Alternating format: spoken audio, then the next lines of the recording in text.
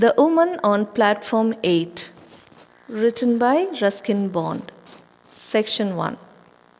It was my second year at boarding school, and I was sitting on platform number 8 at Ambala station waiting for the northern bound train. I think I was about 12 at the time. My parents considered me old enough to travel alone, and I had arrived by bus at Ambala early in the evening. Now there was a wait till midnight before my train arrived. Most of the time I had been pacing up and down the platform, browsing at the bookstall, or feeding broken biscuits to stray dogs. Trains came and went, and the platform would be quiet for a while, and then, when a train arrived, it would be an inferno of heaving, shouting, agitated human bodies. As the carriage doors opened, a tide of people would sweep down upon the nervous little ticket collector at the gate, and every time this happened, I would be caught in the rush and swept outside the station.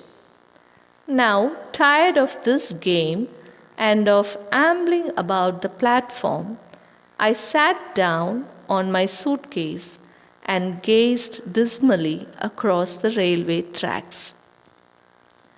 Trolleys rolled past me, and I was conscious of the cries of the various vendors, the men who sold curds and lemon, the sweetmeat seller, the newspaper boy, but I had lost interest in all that went on along the busy platform, and continued to stare across the railway tracks, feeling bored and a little lonely. "Are you all alone, my son?" asked a soft voice close behind me.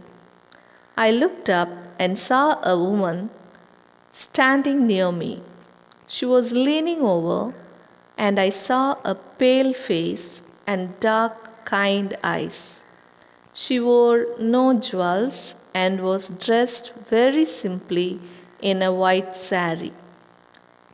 "Yes, I am going to school," I said, and stood up respectfully.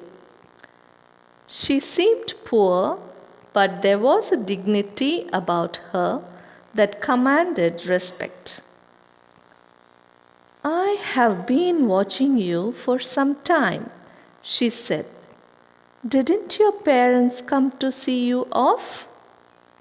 "I don't live here," I said. "I had to change trains anyway. I can travel alone." "I'm sure you can," she said. And I liked her for saying that, and I also liked her for the simplicity of her dress and for her deep, soft voice and the serenity of her face. "Tell me, what is your name?" she asked. "Arun," I said. "And how long do you have to wait for your train?" "About an hour, I think. It comes at 12 o'clock." "Then come with me and have something to eat." I was going to refuse out of shyness and suspicion, but she took me by the hand, and then I felt it would be silly to pull my hand away. She told a coolie to look after my suitcase, and then she led me away down the platform. Her hand was gentle, and she held mine neither too firmly nor too lightly. I looked up at her again. She was not young, and she was not old.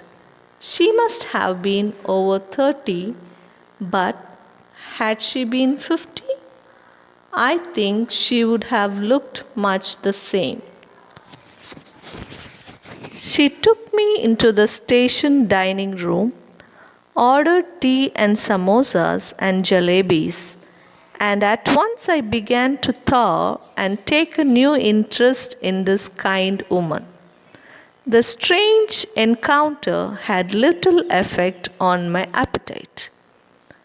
I was a hungry schoolboy, and I ate as much as I could in as polite a manner as possible.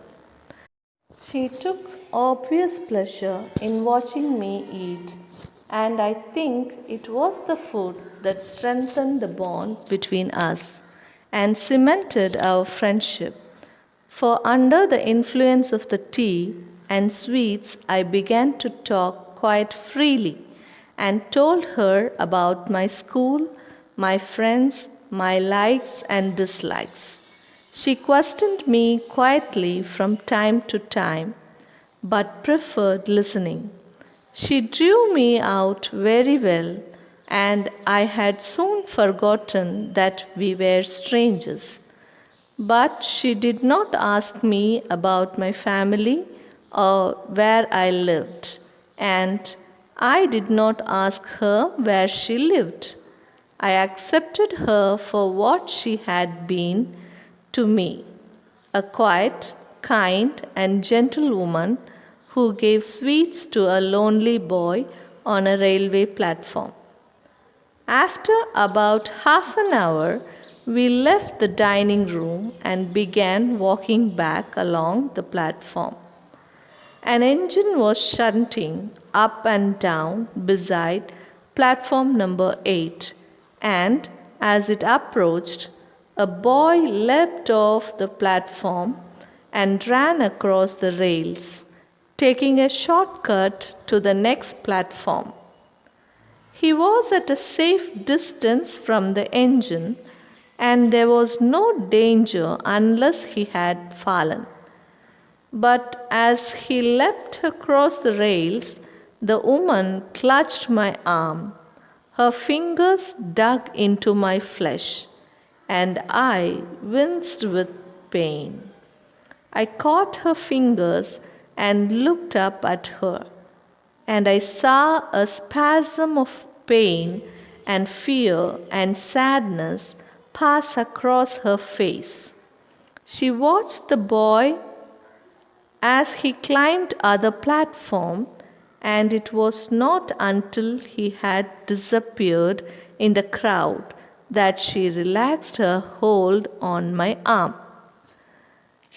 She smiled at me reassuringly and took my hand again, but her fingers trembled against mine. He was all right, I said, feeling that it was she who needed reassurance. She smiled gratefully at me and pressed my hand.